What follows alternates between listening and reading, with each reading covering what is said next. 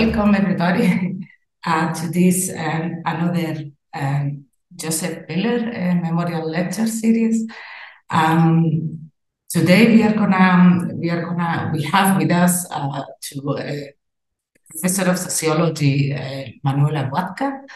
She is the head of the School of Global Studies program at the University of Freiburg here in Germany, and she has published very widely on world system analysis, the colonial perspective on global inequalities, gender and citizenship in modernity, coloniality, and the geopolitics of knowledge in Eastern Europe, Latin America, and the Caribbean.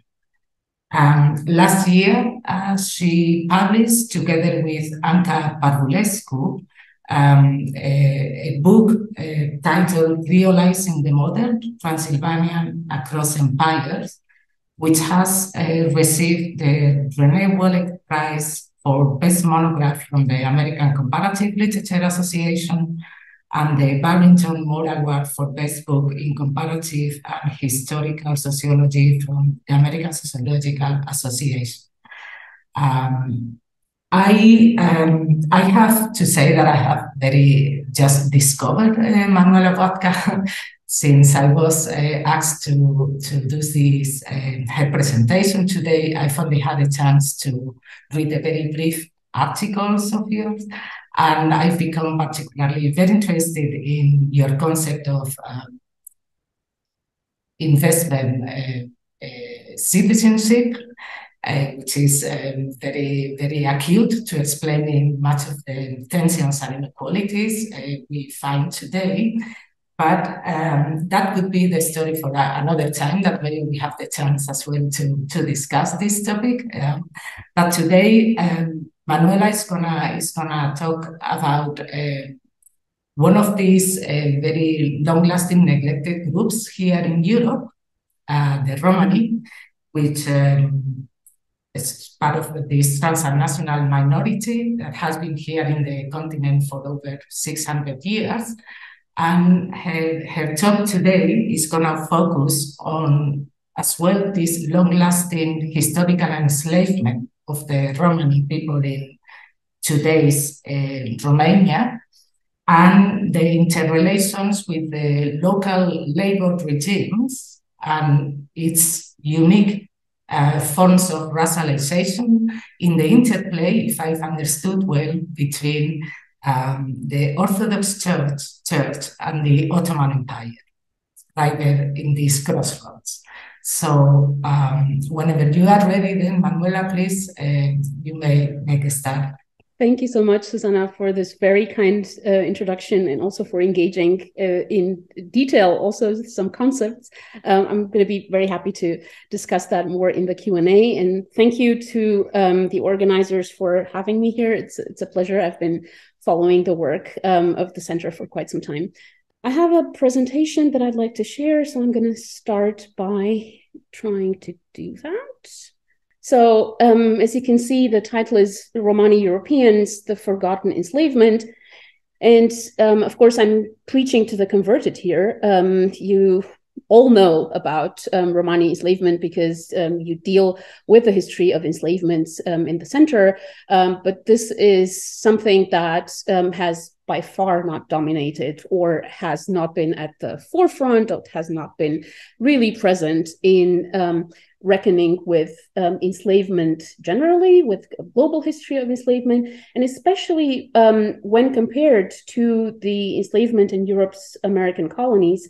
The enslavement of the Roma has been very much neglected, and also largely absent from analyses of legacies on structures of racial discrimination and exclusion. So my claim in this talk is that this neglect has something to do with Romani population's ambiguous relationship to Europe and Europeanness, and not so much with the regime of enslavement as such. And for this, I'm going to engage with a bit of a sociological argument before I go into the history of the Romani enslavement. So bear with me here, and I've seen some fellow sociologists online too, so maybe I'm not alone here. There's going to be some theory before the empirical part. Before any of that, a bit of a disclaimer. I come to the topic as a historical sociologist and sociologist of modernity, coloniality, and of labor more generally in a historical perspective, rather than of kind of interest in minorities or kind of the Roma in particular. I am not of Romani extraction that I know of, but I do come from Romania, the country where the enslavement of the Roma had been taking place for over 500 years. So belonging to Europe and Europeanness is part of my own kind of struggle to understand the places of different Europes and unequal Europeans in a very complex landscape of Europes.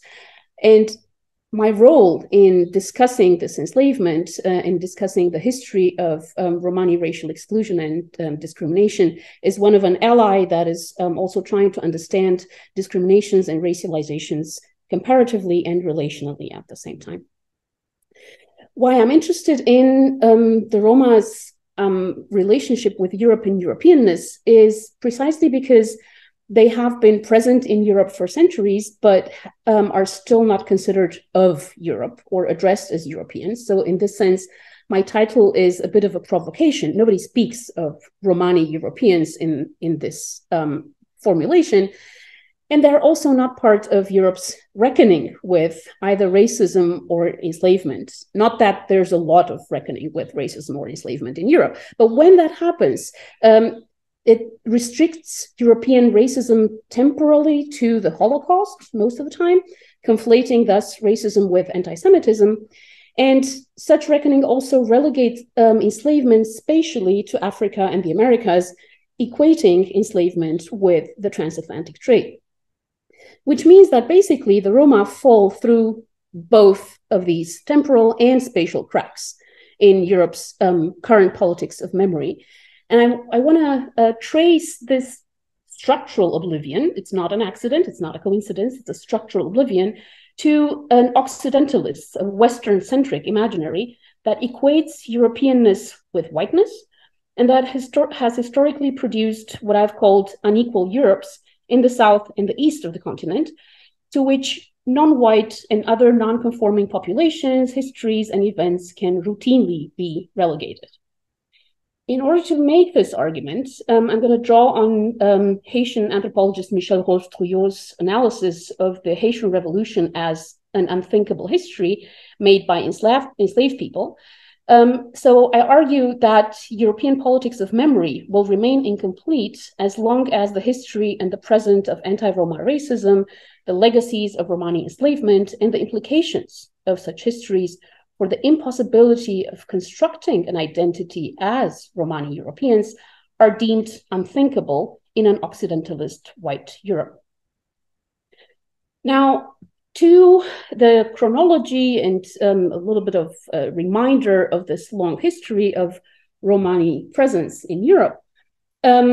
It started, as Susanna already mentioned, actually over 600 years ago, and was practiced with the arrival of Romani groups in the wake of the Mongol invasion as enslavement on the territory of today's Romania for then more than 500 years. I have a few selected dates here, but by no means an exhaustive chronology. It is only meant to link the history of enslavement and the history of the Romani presence in Europe up to the European expansion into the Americas in order to then make, hopefully, a comparative arc. So the consensus so far is that around the end of the 13th century, beginning with the 14th, is the arrival of the Roma in Europe from the Punjab region of India, where with arrival in Europe, they already begin to be enslaved on the territory of today's Romania, the first recorded transaction of enslaved people of Roma origin is in 1385, but already then 2 years later, Mircea the Great of Wallachia indicates that Roma have been in that country for over 100 years. In order to contextualize that a little bit with Germany, not long after that, expulsions and bans start taking place all over Europe. But one example, expulsion from the Meissen region of Germany is in 1416.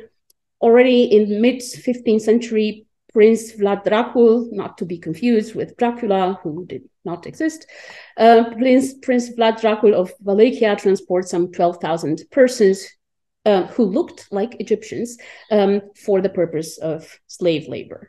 Soon in Switzerland, the first anti-Roma laws are passed, coinciding with Roma being transported in large numbers into Moldavia by Stephen the Great for the same purposes of enslaved labor, where especially work on the monasteries, which today is very much being highlighted as part of Romanian national patrimony, the art of Romanian monasteries built by enslaved labor, something that is not emphasized. 1492, the year Columbus arrives in the Americas, thinking that he has reached India, is the year in which King Vladislav of Slovakia issues safe conduct orders for traveling Roma, but also the first anti-Roma laws are passed in Spain. And of course, for some local color, I wanted to mention what is happening in Freiburg at the time, because I'm at least epistemically speaking from Freiburg right now, but also physically. The parliament in Landau and Freiburg declares Roma traitors to the Christian faith in the pay of the Turks and carriers of the plague. So we are at the exact moment in which the colonization of the Americas starts becoming the basis for the well-known enslavement, the enslavement of Africans that will take some time to be in full swing, the 16th and especially 17th and 18th centuries. But this is the moment in which the presence of the Roma in the west of Europe starts being restricted. Their forms of being in the public sphere starts being restricted, and they are most of them are either migrating or they are on their own free will moving towards the east and the southeast of Europe. At the same time, 4 Roma accompany Christopher Columbus on his third voyage to the Americas, thus making at least maybe a symbolical link here that I wanted to point to.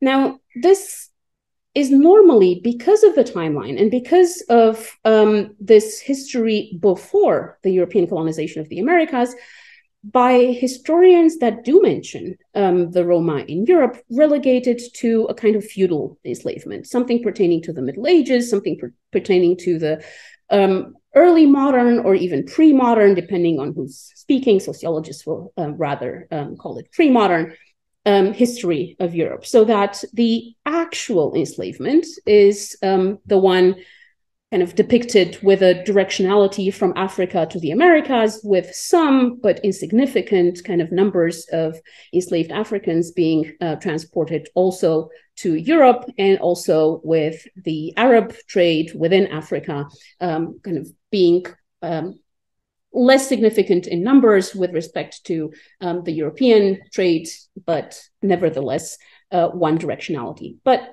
none of the arrows point towards any kind of mobility within Europe, also because when we're talking about the Romani enslavement, we're not talking about a trade.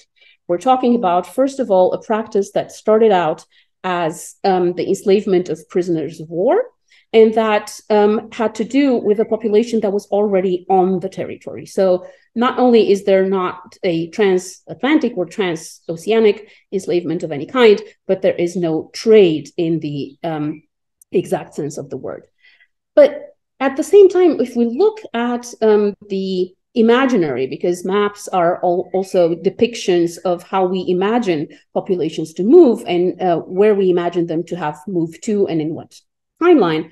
The map here should say, I don't know if you see the years here, because it starts in 1500 and goes up until 1870. So when we get Michel Rolf-Trouillot's analysis of the Haitian Revolution as unthinkable history, he's referring to the revolution of enslaved people in Saint-Domingue after 300 years of racialization and enslavement and 300 years of the plantation economy.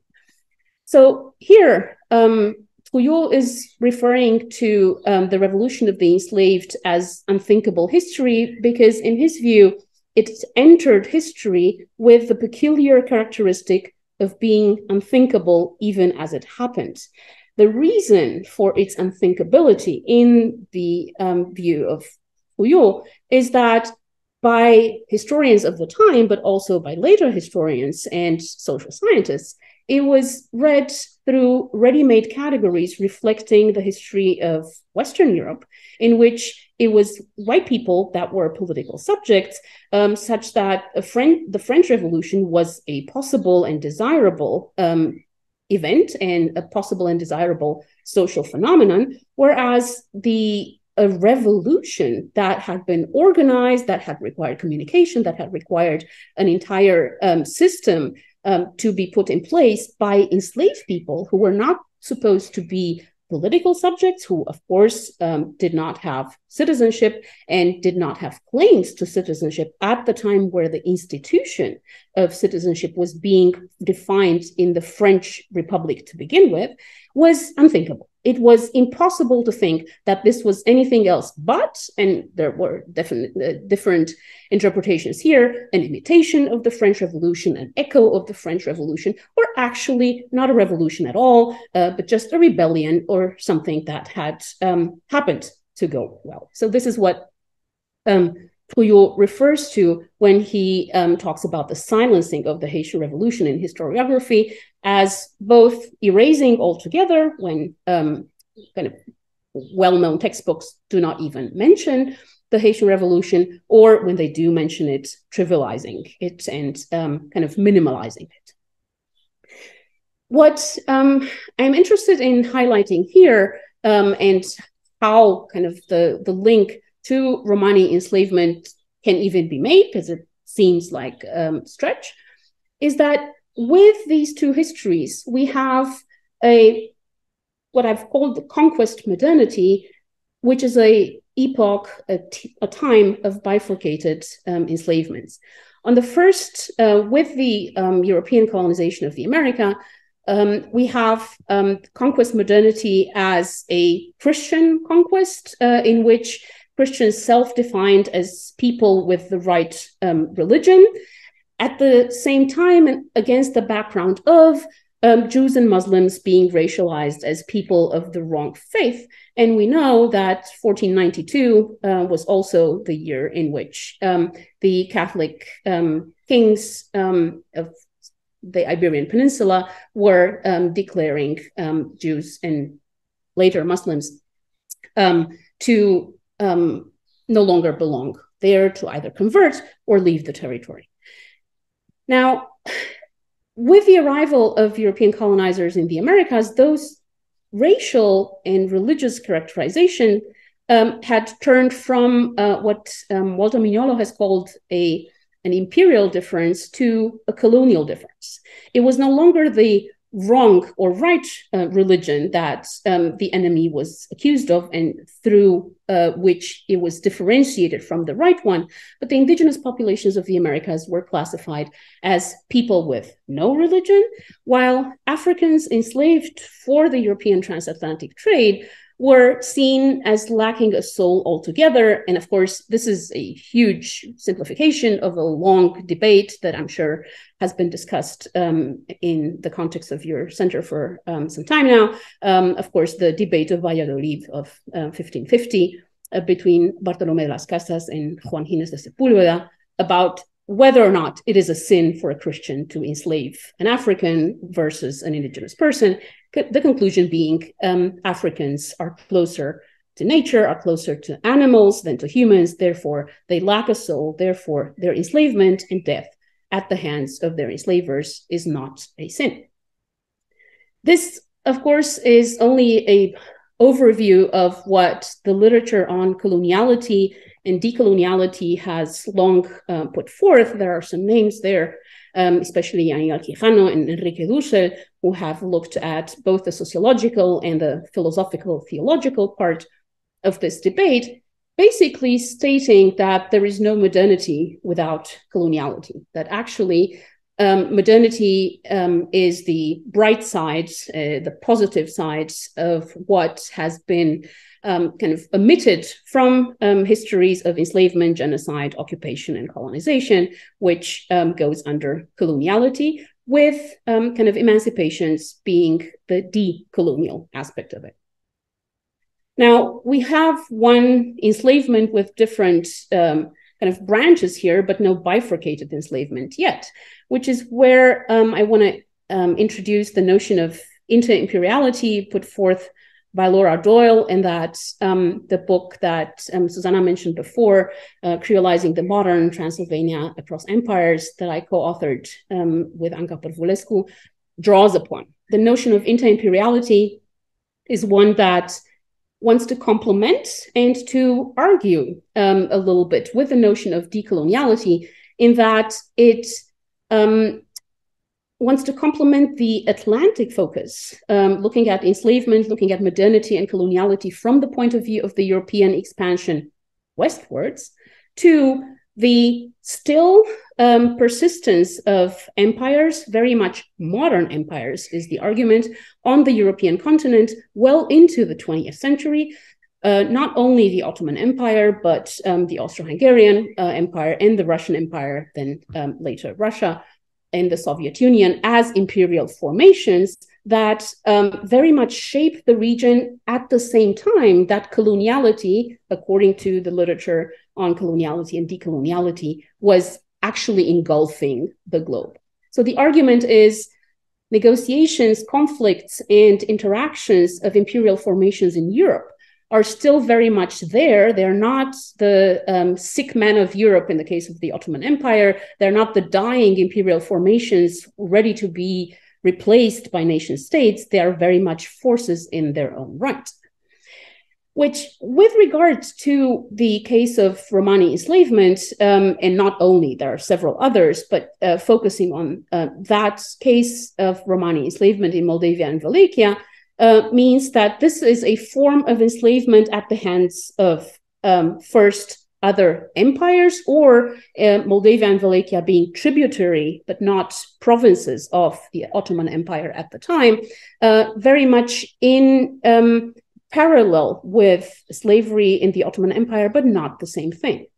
Transylvania, which is part of Romania today, but was part of Austria-Hungary up until the beginning of the 20th century, has a different form of dealing with the Romani groups. It's not enslavement. There's no enslavement in Austria-Hungary, but there is forced assimilation at the latest with Joseph II's edict, which dictates that Romani groups should renounce their habits and their dress. They should attend Christian churches, and that means they should become new Christians. This is the same phrase that is being used in Habsburg Spain to refer to converted Muslims.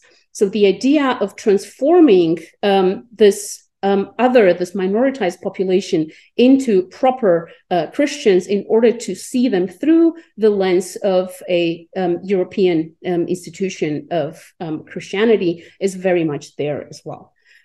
That means, however, that claims to Romani rights and political participation for the longest time, even post-emancipation, which happens in Romania in 1856, is as unthinkable as the revolution of the enslaved in Saint-Domingue over a century earlier. In Eastern Central Europe, then, inter-imperiality of the kind of legacy of empire and the ways policies and structures of empire shape institutions such as slavery not only precedes coloniality, but also coexist with it. This is not the discussion we usually get when we talk about enslavement or enslavements, and you probably have a more differentiated overview in your discussions here. But talking about the history of unfree labor in especially Europe with in comparison to what was happening in the Americas, a lot of the discussions refer to the second slavery and the second serfdom as kind of, I've looked at them myself from this point of view of what was happening in Eastern Europe was primarily what was called second serfdom. Second slavery, to use Zeuskis and Tomic's term, was what was defining capitalist modernity then in the Atlantic region with the European plantation economy. So the second slavery being the actually capitalist one, second serfdom in Eastern Europe being the actually capitalist form of serfdom and production for the world market. Now here, I've written about this in 2014, and I was myself kind of guilty of looking at slavery in the Atlantic region and serfdom in Eastern Europe without kind of making a connection to the Romani enslavement. It's only in the context of the book with Anca Parvulescu that we've started looking at the longue durée of enslavement in the context of Romania. And we started with this article that then became a chapter in the book, the longue durée of enslavement, extracting labor from Romani music, and particular novel in 1920s Transylvania. But here, the missing link that is able to connect the usual juxtaposition of slavery in the Americas versus serfdom in Eastern Europe and the enslavement of Romani people in Eastern Europe is maybe a kind of archival document, that has been unearthed rather recently by my colleague Adrian Nicolae Furtună in the album Romani Social History, documents such as the ones of serfs in Romania redeeming themselves from serfdom by offering an enslaved child, so that enserfed white Romanian peasants were able to buy themselves out from serfdom by offering enslaved children or by offering enslaved people, meaning that they could themselves hold slaves. So that the implication and the imbrication of the institution of slavery and the institution of serfdom is very much there, but kind of invisibilized by a discourse of enslavement pertains to the Americas, while serfdom pertains to Eastern Europe. Now, how did this kind of history actually proceed? It was after the settlement of large numbers of Roma people in the 14th and 15th centuries, following the creation of Wallachia and Moldavia, that enslavement became a widespread phenomenon in the Danubian principalities and sometimes crossed into Transylvania. In these regions, and this is just a later map to locate the regions on it, slavery existed as a distinct legal institution from serfdom. It developed alongside serfdom and in some cases continued after serfdom ended. And there were three kinds of enslaved people: those belonging to the prince or the state, those belonging to monasteries, and those belonging to nobles or boyars. This division into kinds indicates how entrenched the institution of slavery was at multiple levels of society. And as elsewhere, enslavement not only defined the enslaved-master relation, but also more generally the relation between free and enslaved persons. So the meaning of freedom was enmeshed with enslavement, as in the document of the possibility of buying one's freedom by offering an enslaved person. Now, with respect to how modern this institution is, which for sociologists is always an interesting question, it's in the 17th centuries that laws in Moldova and Wallachia began to be codified with a view to modernizing their spirit, so the spirit of the law. And the laws collected and recorded the old way or the old custom or the law of the land under the influence of French Enlightenment. So the idea was very much to prove that this is an enlightened form of rule, but also this was a function of reforms in the Ottoman Empire. At the beginning of the 19th century, Moldova and Wallachia continued the project of collecting varieties of customary law, but they then started proposing modernizing these legislative initiatives in order exactly to leave behind an Ottoman past, an Oriental past, and position themselves as principalities in the Western sphere, institutionally and economically. And it's precisely with the articles concerning the institution of slavery that we see the tension between customary law and modern law. And I'm not a legal scholar, but it's interesting how the existence of slavery is seen as an old custom. The laws accepted as an ancestral fact, and we know it's not ancestral, it's still relatively recent at the time, but they try to improve the condition of the enslaved, which reflects a lot of similar contradictions in the writing of West European Enlightenment thinkers who often condemned slavery philosophically, but justified it on racial grounds. Very much as in the Americas, the enslaved resisted the institution of slavery in Romania as well, in a range of ways, predominantly by escaping. And there are very rich histories of Romani resistance there. This definition of enslavement had a clear economic framework.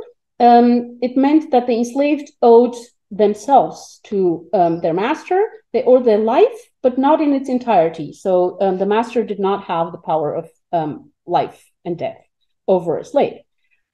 But in the case that wages are owed in exchange for labor, a payment could be made to the master in exchange for future labor owed. The life of the enslaved, therefore, constituted labor in potentia. And especially Petre Petcuț has offered fascinating analysis of the historical use of the juridical term robie, which comes from Slavic work, as opposed to enslavement. And robie is how the enslavement of the Roma is more well-known and has traditionally been written about in Romania. However, despite historical and cultural variations, slaves have generally been defined as chattels, personnel, incapable of legal marriage. And David Bryan Davis has written about how they're incapable of legal marriage, property ownership, or judicial testimony, and have been subject to the authority of a private or institutional owner. These distinctions appear in different legal codes, but what is interesting here is who accumulated the surplus of the unpaid labor of the enslaved. The first answer, obviously, are the boyars, the noblemen in Moldavia and Wallachia. The enslaved worked on fields and in households. Boyars lived in luxury, so at least in part extracted from this unpaid labor. And their status, which translated into political, social, and cultural capital, was accruing according to the number of enslaved people they owed. Again, here, a comparative arc to the Americas. A second answer of who was profiting points to the Romanian Orthodox Church. The church acquired large estates as gifts from princes or boyars, and often such estates came with enslaved people who worked the land. And the wealth of the Orthodox Church, materially and symbolically, is then tied up with a history of enslavement. But to this day, there has been no apology on the part of the Orthodox Church for enslavement, although the Pope, so Catholic head of church, has apologized in Romania for the suffering inflicted on enslaved people, but not on behalf of the Orthodox Church, of course, but only on behalf of the Catholic one. The church then has built its wealth on this, but so has the Ottoman Empire. The Phanariot rulers sent by the Portes to administer Moldova and Wallachia came from a handful of Greek families in Istanbul, and the administration of the principalities was extremely lucrative. The main agricultural products in Moldova and Wallachia, especially grain, were sold into the Ottoman Empire at prices that the empire, the Porte, imposed. And the right of free export was regained from the Ottoman Porte in 1829, which is when both Moldavia and Wallachia became agrarian suppliers for Western Europe and markets for Western European products. So with respect to the notion of inter-imperiality that I mentioned before, this means that the principalities maintained their inter-imperial condition as they continued to play the role of buffer between the Ottoman, the Habsburg, and the Tsarist empires. The modern Turkish state, on its own, has largely refused to acknowledge responsibility for participation in the long history of enslavement, which is important in discussing the comparative arc here as well. Now, Romania was founded in 1859 through the union of Moldavia and Wallachia, 3 years after the enslavement of the Roma was abolished in 1856, very much with a view to being a modern enlightened nation and with many gestures towards France as a model for enlightenment. The Romanian state in many ways, however, remained a racial state that condoned and sometimes prescribed segregation in communities and in schools, and accepted and reproduced institutionalized, racialized language. There was an agrarian reform in 1864, which marked the end of legal serfdom. So serfdom was abolished after the enslavement of Roma people was. But the reform and the end of serfdom did not make provisions for the Romani population at all, nor did it contain any references to slavery, although in anticipation of the abolition of both, many arguments were made for how they are actually, how they belong together, how they are two institutions that are linked, and abolishing one means the necessity to abolish the other in order to be an enlightened state. The emancipation of enslaved Roma people was a top-down process that took several months, so 1855 to 56, and was also part of the modernization, or the at least intended modernization of the Romanian principalities. It was the first major social reform to take place there, and the opinion at the time was that the emancipation of the Roma people could and should be carried out before the revolution of the more important and more complicated problem of rural property. There were radical voices that viewed the emancipation of the Roma as the forerunner of the abolition of serfdom, expressed in racial terms, and Viorel Achim has detailed how the fall of Black enslavement bodes the fall of white enslavement. Throughout the emancipation period, the rhetoric was one of forgiveness. The emancipated were forgiven the labor they owed to the masters. As in the case of the abolition of slavery in the Americas, the two principalities offered compensation to owners for their economic loss, but not to the enslaved.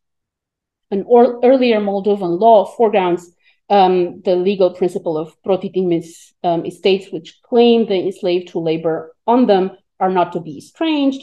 When they are put up for sale, preference should be given to family members and to local boyars.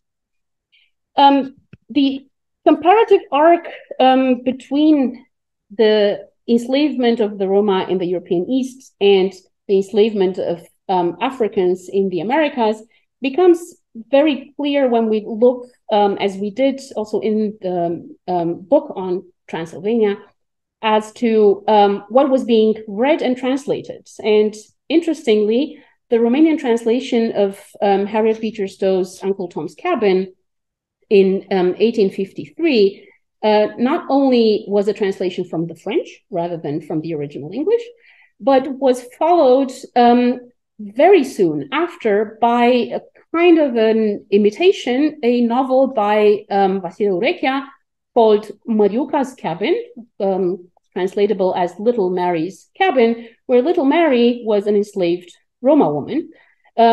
So the understanding of what modern literature should reflect at the time was one in which we look to models from the Americas or from other parts of the world, but we translate them to local realities. And the local realities are, there is enslavement here. And the enslavement that we should be looking at is the enslavement of Roma people, very much on the minds of its contemporaries of the time.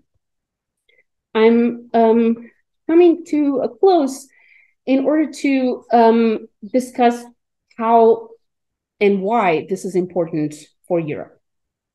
As I think was clear from the few parallels that I've mentioned, there are clear similarities, structural similarities between the institution of enslavement as chattel slavery in the European East and in the Americas, despite the fact that there was no trade in the same sense, despite the fact that the population arrived on the lands that they worked differently than, or differently in both cases. But also there is engagement with this comparative history when it comes to the Americas versus the East of Europe. Relatively recently, there's even more.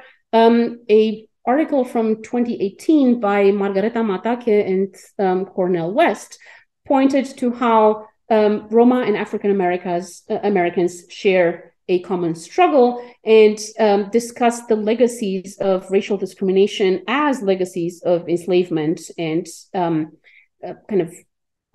racialization of two communities as a common struggle, not only not in a simplified way of a common past, but rather as a common struggle.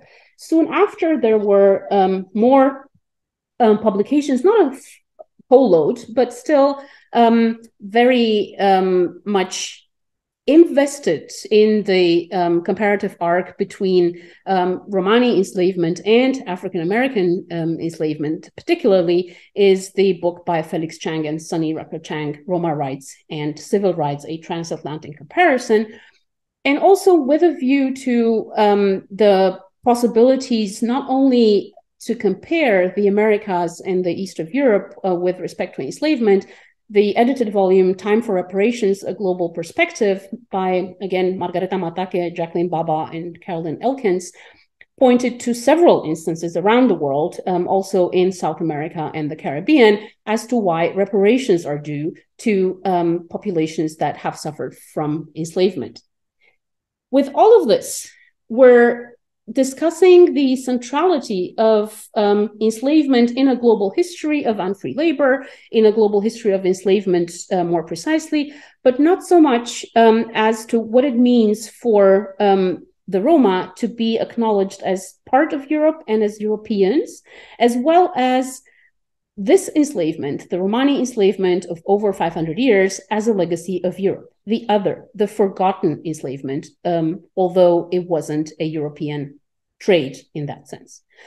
So the album that I mentioned before, the album of social history, Roma Slavery and the Places of Memory, that was brought forth by Adrian Nicolae Fortuna and Victor Claudiu Turcitu, shows that a kind of Romani European history is possible if there is interest and if there is investment, and investment means both political and economically financial investment in unearthing documents that are very much there, many of them in the possession of the Orthodox Church, but that we still do not have either a vocabulary or maybe the political will to engage with the category of Romani Europeans as Europeans.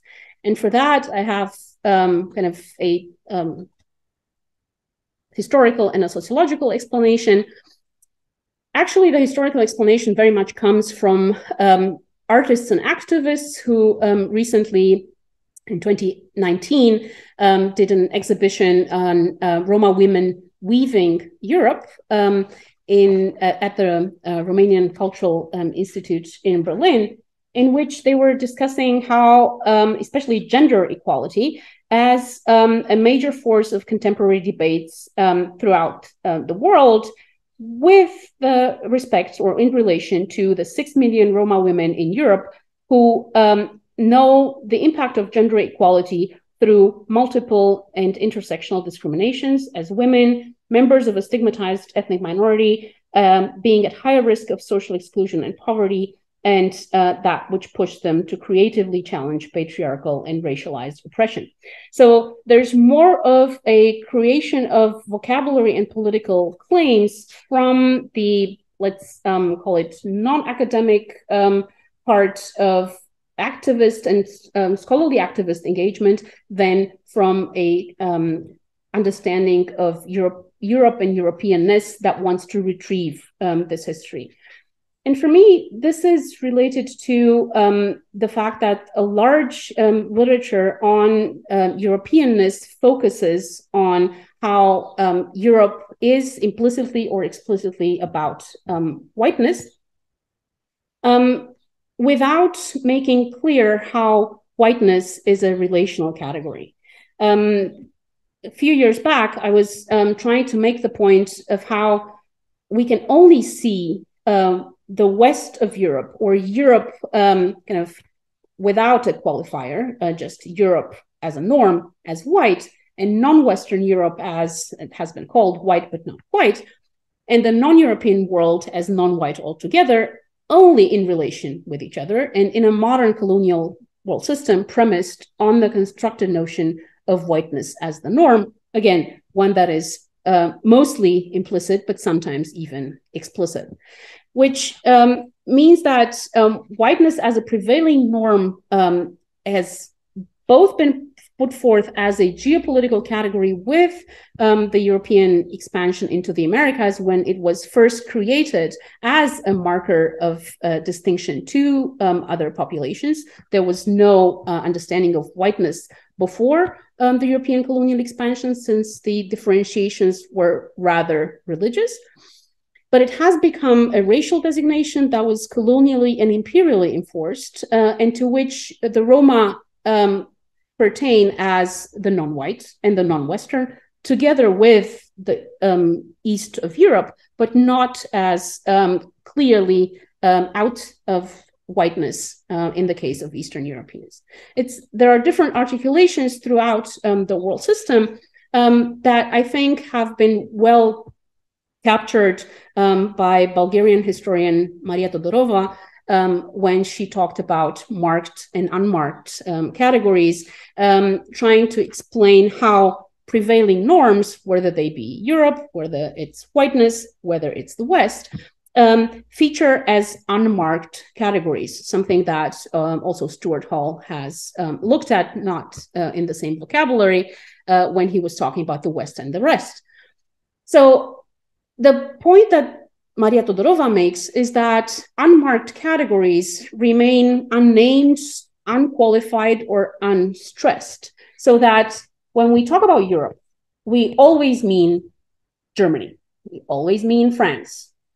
If we want to make sure that we also mean Bulgaria, we should better add Eastern Europe to it. And if we really want to make sure that we mean Portugal, we should maybe add Southern Europe to it. So this is where Todorova says,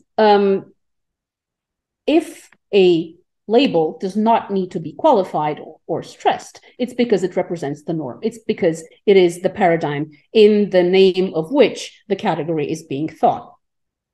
The normative character then is visible through the simultaneous construction of difference. The Orient is by definition the non-West. Eastern Europe or Southern Europe is the lesser Europe. Homosexuality is non-heterosexuality or other non-normative sexuality. Blackness is seen as non-whiteness in the sense that they are non-normative categories. They require naming, and some of them require work to even be put forth, so that a notion such as Black Europe basically did not exist up until, let's say, 15 years ago, but was very much the work of both scholar activists and researchers to make a case for how Black Europeans have been part of the history of Europe for a long time. We do not have this vocabulary for the Roma people. There is not even an attempt of, a concerted attempt would be even too utopian to mention, of putting forth the notion of Romani Europeans that I suggest here, but it can be another one as well. There is no way to see the Roma as part of Europe other than through the lens of enslavement that rather makes them closer to enslaved people in other parts of the world than makes them closer to Europeans and Europeanness, let alone whiteness. And I think I'm going to leave it at that and wait for comments and questions. Thank you so much.